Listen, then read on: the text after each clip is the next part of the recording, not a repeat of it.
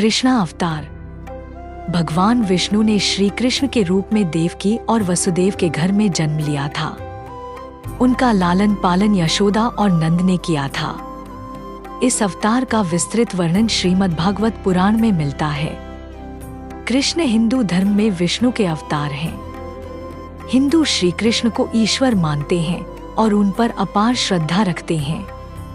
सनातन धर्म के अनुसार भगवान विष्णु सर्वपापहारी, पवित्र और समस्त मनुष्यों को भोग तथा मोक्ष प्रदान करने वाले प्रमुख देवता हैं।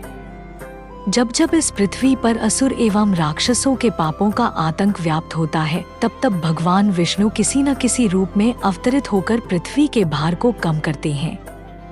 वैसे तो भगवान विष्णु ने अभी तक 23 अवतारों को धारण किया।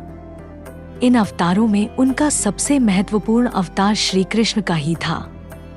यह अवतार उन्होंने वैवस्वत मनवंतर के 28वें द्वापर में श्री कृष्ण के रूप में देवकी के गर्भ से मथुरा के कारागार में लिया था। वास्तविकता तो यह थी, इस समय चारों ओर पापकृत्य हो रहे थे। धर्म नाम की कोई भी चीज नहीं रह गई थी। अतः धर्म को स्थापित करने के लिए श्री कृष्ण अवतरित हुए थे।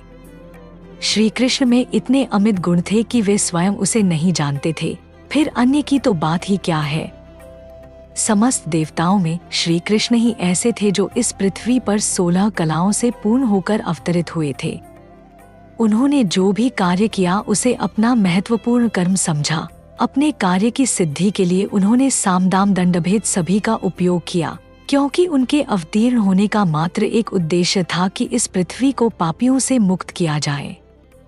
अपने इस उद्देश्य की पूर्ति के लिए उन्होंने जो भी उचित समझा वही किया। उन्होंने कर्म व्यवस्था को सर्वोपरि माना। कुरुक्षेत्र की रणभूमि में अर्जुन को कर्मज्ञान देते हुए उन्होंने गीता की रचना की, जो कलिकाल में धर्म में सबसे महत्वपूर्ण ग्रंथ माना जाता है।